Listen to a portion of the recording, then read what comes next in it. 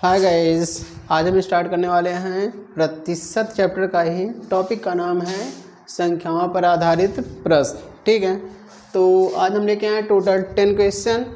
10 question आप completely solve करिएगा तो आपको हमें नहीं लगता संख्याओं पर आधारित कोई भी क्वेश्चन प्रॉब्लम करेगा। ठीक है, तो चलिए चलते हैं question number 1, 2, 3 one by one करके क्वेश्चन को सॉल्व करते हैं। ठीक है, तो क्वेश्चन नंबर फर्स्ट पे चलते हैं।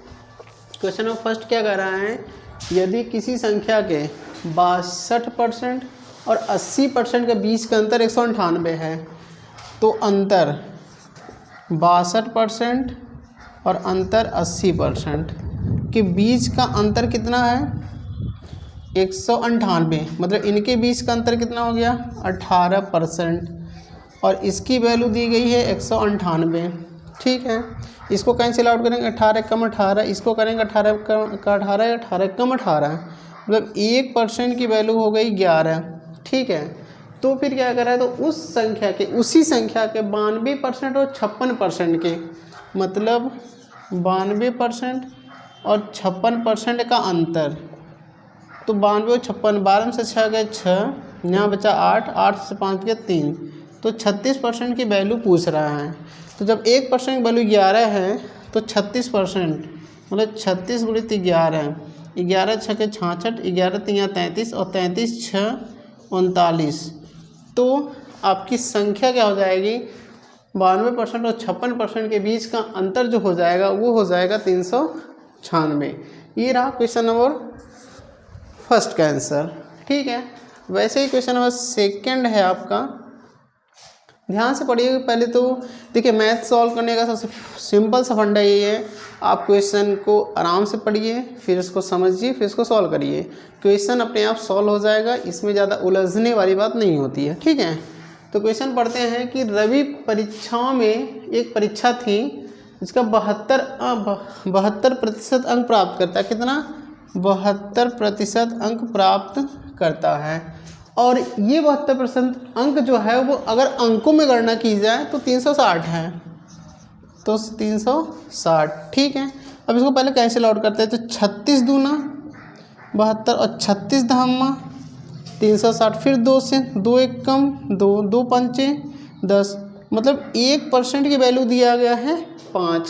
तो बोला है अधिकतम अंक कितने हैं, अधिकतम अंक कितने होते हैं 100%, तो 100%, तो 100% की वैल्यू क्या हो जाएगी, इसी 5 में 100 का गुणा हो जाएगा तो आ जाएगा 500। और यही क्या हो जाएगा आपका क्वेश्चन नंबर सेकंड का आंसर। क्लियर? ओके, अब चलते हैं क्वेश्चन नंबर थर्ड पे। क्वेश्चन नंबर थर्ड कह रहा है किसी संख्या में जब 38 का योग किया जाता है या किया जाए तो वह अपने आप की 119% हो जाती है, तो संख्या ज्ञात कीजिए। तो हम मान लेते हैं कि संख्या 100% है। ठीक है, क्या मान लेते हैं, संख्या 100% है और संख्या कहाँ से कहाँ तक जा रही है 119% हो जा रही है। कब हो जा रही है, जब उसमें 38 जोड़ा जा रहा है। कितना जोड़ा जा रहा है 38 ऐड किया जा रहा है, मतलब जोड़ा जा रहा है। अच्छा, इनके बीच में कितने का डिफरेंस है 19% का, उसकी वैल्यू है 38, 19 से कम 19, 19 दूना 38, 1% बराबर 2। तो क्या पूछ रहा है संख्या ज्ञात कीजिए। तो संख्या हम क्या मान के रखे हैं 100%, तो 100% की वैल्यू कितनी हो जाएगी 2 गुणित 100 बराबर कितना हो जाएगा 200। और यही आपका क्या हो जाएगा क्वेश्चन नंबर थर्ड का आंसर हो जाएगा। क्लियर है? तो क्वेश्चन 3 कंप्लीट। क्वेश्चन नंबर 4 पे चलते हैं। इसको हम इरेज कर देते हैं।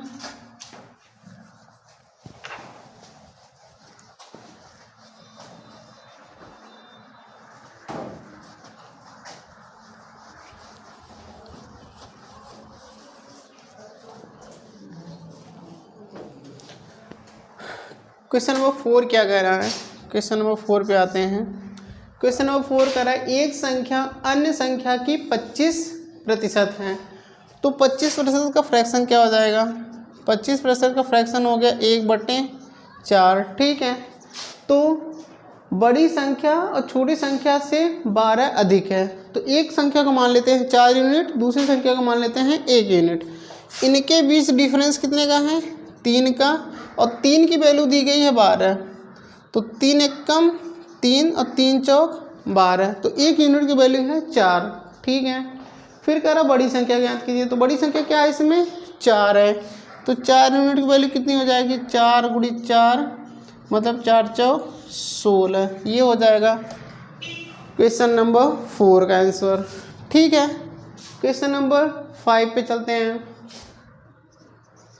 5 क्या कर रहा है? एक संख्या में 30% की वृद्धि हुई, तो 30% का फ्रैक्शन पहले, 30% का होता है 3/10, फ्रैक्शन मतलब वृद्धि मतलब होता है प्लस, इतना हो गया। फिर क्या हुआ? 25% की कमी, 25% की कमी मतलब 1/4 माइनस। ठीक है, फिर क्या हुआ? फिर 25% की वृद्धि, फिर 25% की वृद्धि मतलब 1/4 मतलब प्लस।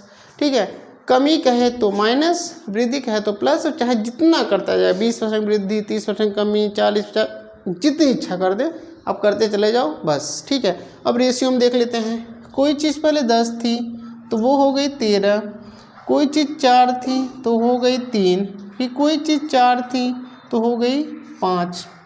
इतनी बात सही है। अगर इसको हम कैंसिल आउट करना चाहें तो काट सकते हैं, 5 दूनी 10, 2 चौक 8, 8 चौक 32 और 13 तियाँ 39। इनके बीच कितना डिफरेंस है? 7 का, और किस से? 32 से, और गुणित में 100। ठीक है, तो यहाँ पे लिखा जाएगा, ये हो जाएगा, क्या लिखा है? 7/32 और गुणित में 100। 4 से काटते हैं, 4 8 32, इसे काटेंगे 25, 25 7 175 और बटे में 8। कैंसिल आउट अगर करते हैं तो 8 दूनी 16, 1 बचा, फिर 8 एकम 8, 7 बचा, 10 बढ़ाएं 70 हुआ, 8 घटाएं 64। ठीक है, फिर 6 बचा, फिर 8 7 56।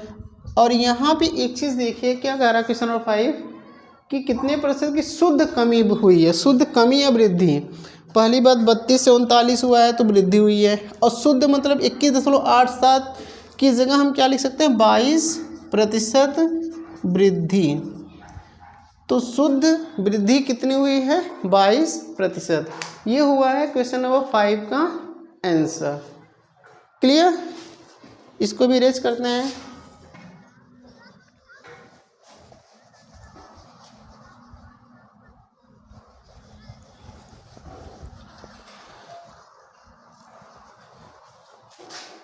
क्वेश्चन नंबर 5 तक तो हो गया। क्वेश्चन नंबर 6 पे आते हैं। दो संख्या किसी तीसरी संख्या से, तो हम मानते हैं फर्स्ट संख्या, सेकंड संख्या और थर्ड संख्या। दो संख्या किसी तीसरी संख्या से 80% और 35% बड़ी है, तो तीसरी संख्या को मान लेते हैं 100। तो पहली 80% बड़ी है मतलब 180 हो गया, और दूसरी 35% बड़ी है मतलब 135 हो गया। इतनी बात सही है।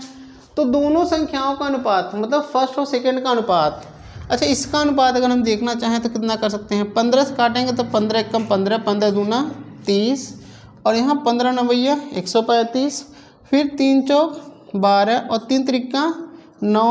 तो दो संख्याओं का अनुपात कितना हो गया? 4:3। कन्फर्म?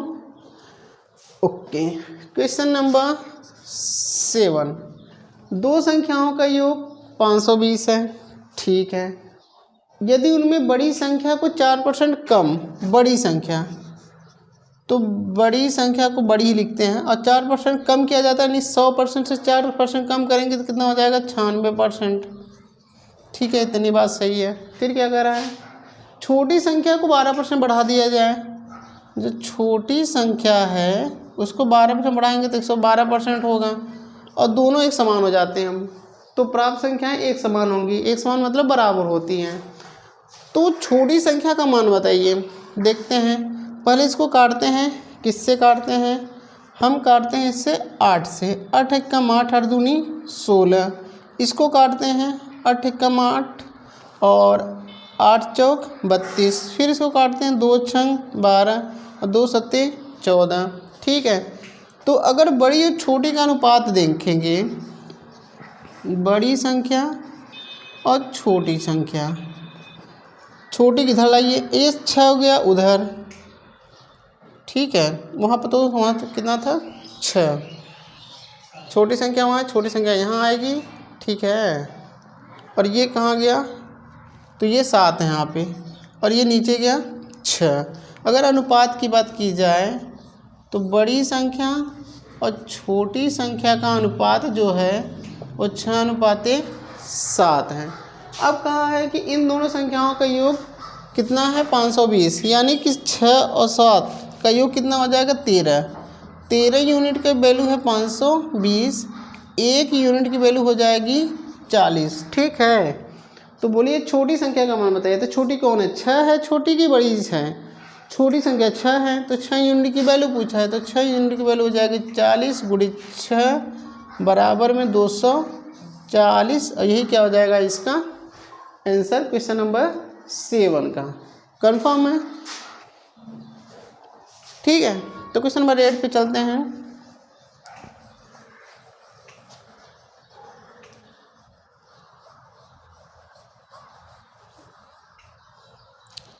तो क्वेश्चन नंबर 8 क्या है हमारा, कह रहा है यदि 120 एक संख्या का 20% है, यानी कि 20% बराबर दिया है 120, 20 से कम 20, 20 छक्के 120, मतलब 1% की वैल्यू 6 है। तो उस संख्या का 120% कितना होगा, तो 1% वैल्यू 6 है, तो 120% की वैल्यू कितनी हो जाएगी 6 × 120 गुणा करेंगे आ जाएगा 720, यही हो जाएगा आपका क्वेश्चन नंबर 8 का आंसर, ठीक है। फिर क्वेश्चन नंबर 9 पे चलते हैं। फिर क्या रहा है, एक संख्या का 13% उसी संख्या के 5% से 16 ज़्यादा है, यानी 13% जो है वो 5% से कितना ज़्यादा है 16 ज़्यादा है। तो 13 में से 5 गए, 8% बराबर 16, काटेंगे तो 1% की वैल्यू आ जाएगी, 1% की वैल्यू हो गई 2। तो कह रहा है कि उस संख्या का मान ज्ञात कीजिए। संख्या होती है हमेशा 100%, तो 100 मतलब 2 × 100 मतलब कितना हो जाएगा 200, और यही क्या हो जाएगा आपका आंसर। क्लियर। फिर क्वेश्चन नंबर 9 तक हो गया ना, और क्वेश्चन नंबर 10 पे चलते हैं। क्वेश्चन नंबर 10 क्या कह रहा है, एक संख्या को पहले 10% बढ़ाया गया। 10% की फ्रैक्शन होती है 1/10, प्लस है तो कोई चीज़ 10 से 11 हुई है। फिर 20% बढ़ाया गया है, 20% फ्रैक्शन होती है 1/5, कोई चीज़ 5 से 6 हुई है, ठीक है।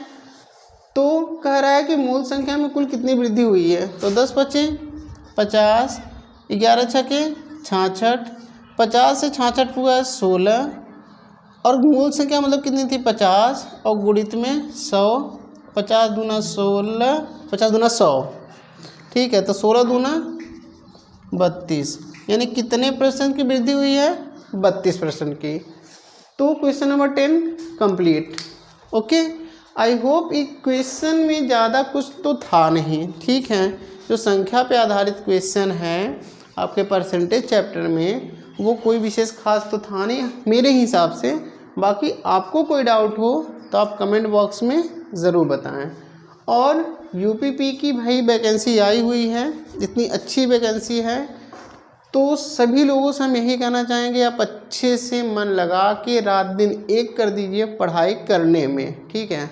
बाकी फालतू चीज़ें अभी स्टॉप रखिए जो भी हो, लेकिन यह है कि अभी केवल पढ़ाई पे फोकस करिए, ठीक है। सिलेक्शन हो जाएगा, और फालतू चीज़ों पर फोकस करेंगे तो फिर हो गया, वैकेंसी आती रहेंगी जाती रहेंगी, आप फॉर्म भरते रहेंगे, ऐसे बाहर होते रहेंगे, कोई फ़ायदा होने वाला नहीं है, ठीक है। तो आप पढ़ाई अच्छे से करिए, मिलते हैं आपसे नेक्स्ट वीडियो में, तब तक के लिए गुड बाय।